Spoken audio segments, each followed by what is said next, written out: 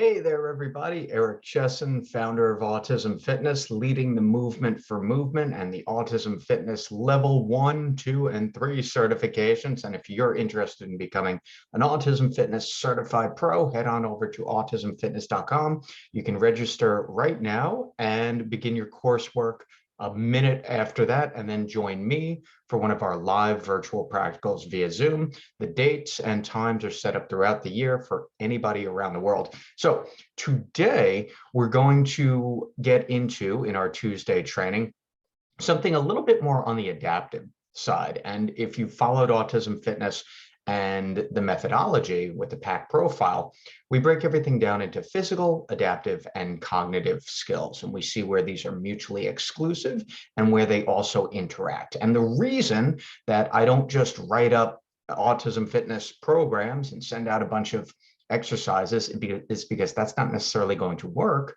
for our population or other neurodiverse populations as well.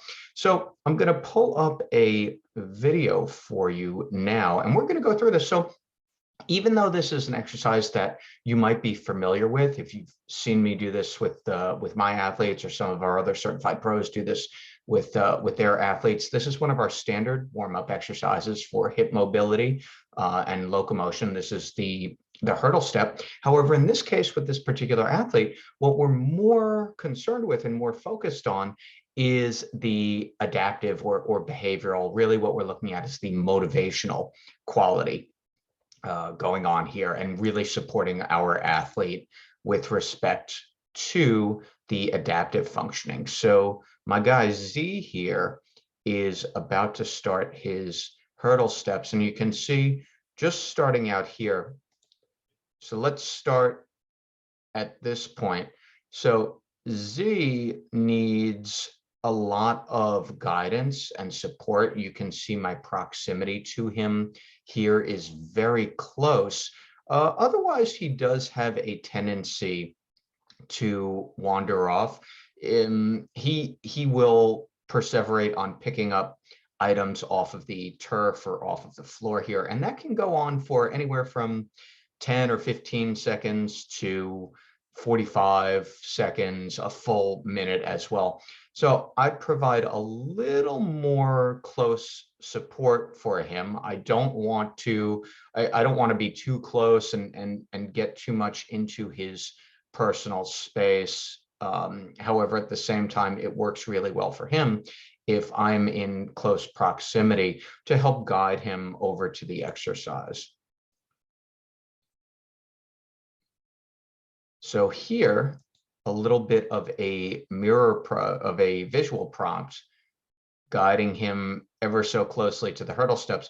And right now, and this is a good spot to pause it as well, because you can, number one, see what's about to happen, and two, my response to it. He's about to start perseverating on picking something up off the floor, probably an errant strand of turf.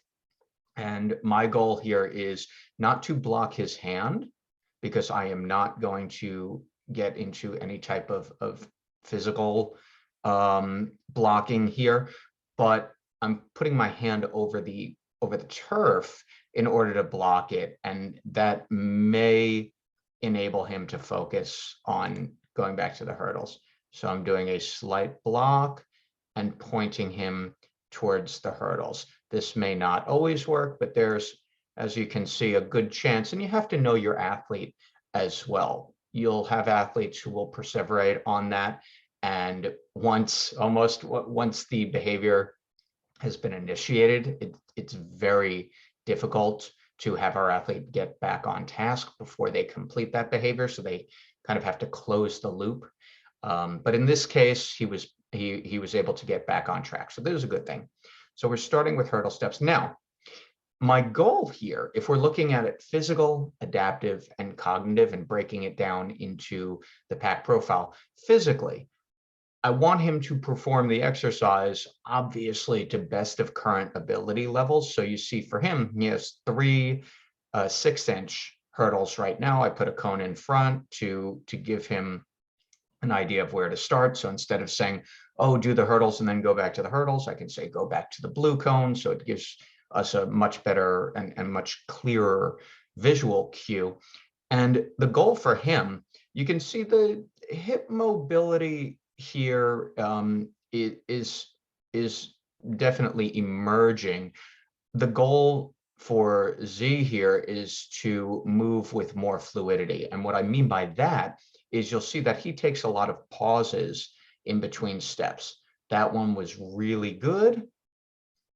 And now you see that pause and that lag and that hesitation as well, which is something that we are working on consistently. Some sessions are way better, and even during the same session, some sets are way better as well. Again, it is definitely in the favor of you as a coach and your athletes of doing multiple sets.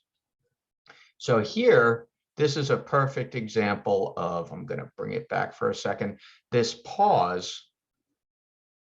Right? And finally, and this is why we only keep it to the 4 hurdles. Now, if you've seen some of my other videos featuring hurdle steps, we usually like to program with 5 or 6 hurdle steps in a row.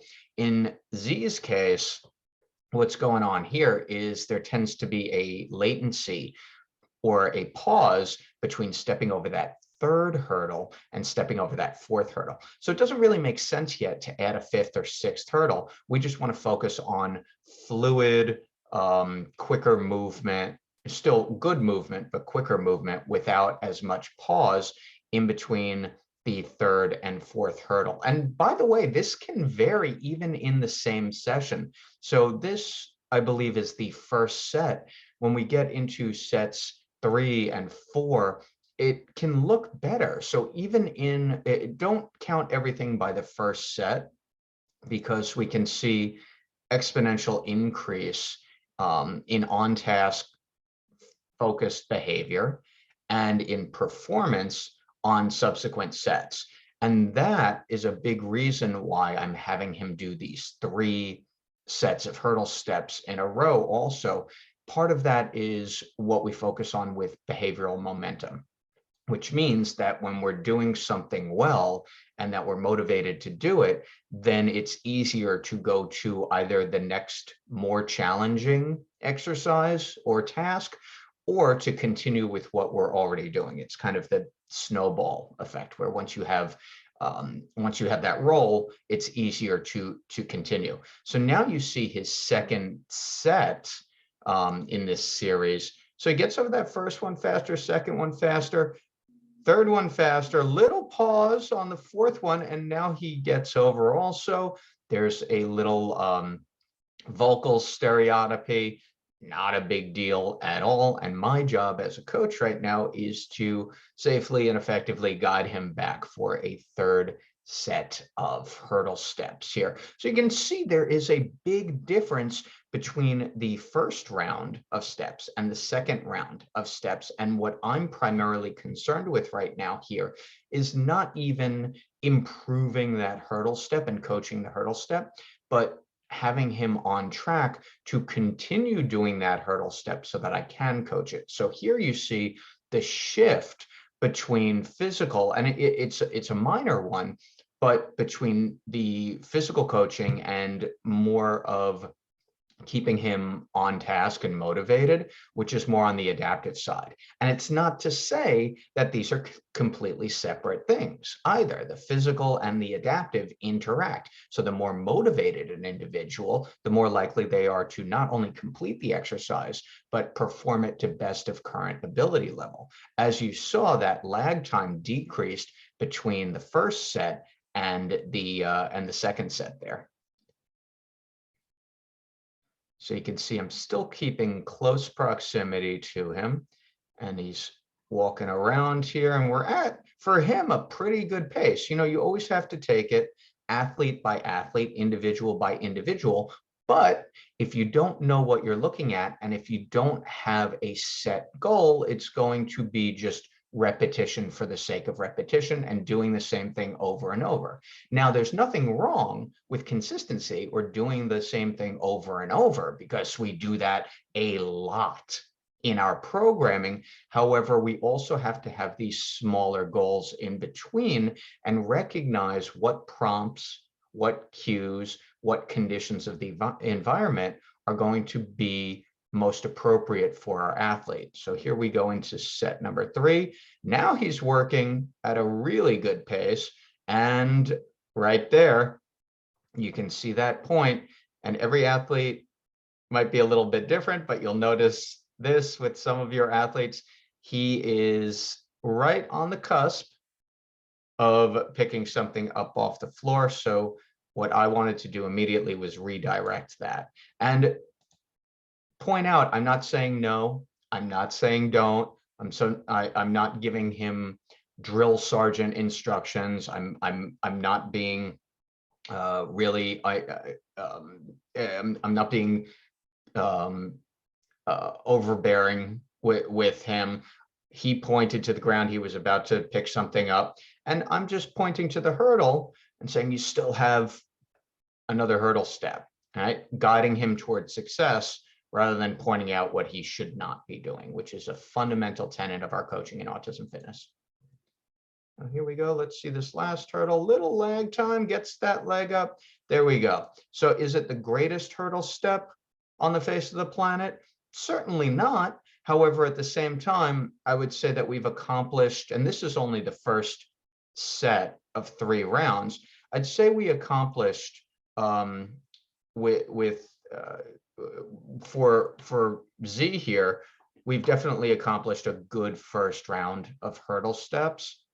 And you could see between round 1 and round 3, he definitely improved that that cadence. So there was less lag time, except on that last hurdle on that 3rd set, but less lag time overall. So now we can start working on that hip mobility. So keep in mind that an exercise is not just an exercise is a tool. And when we have an athlete who is more motivated and more focused, the performance is going to be better, and they are going to get more out of that exercise. So that's more on the adaptive side today. And it's really important because you're going to have athletes where the exercise itself is not the most important thing right now. Keeping the athlete motivated and on task is going to be the most important thing. And that's exactly what you get in the Autism Fitness certification. If you are not already a level 1 certified pro, head on over to autismfitness.com. The way that the course works is you have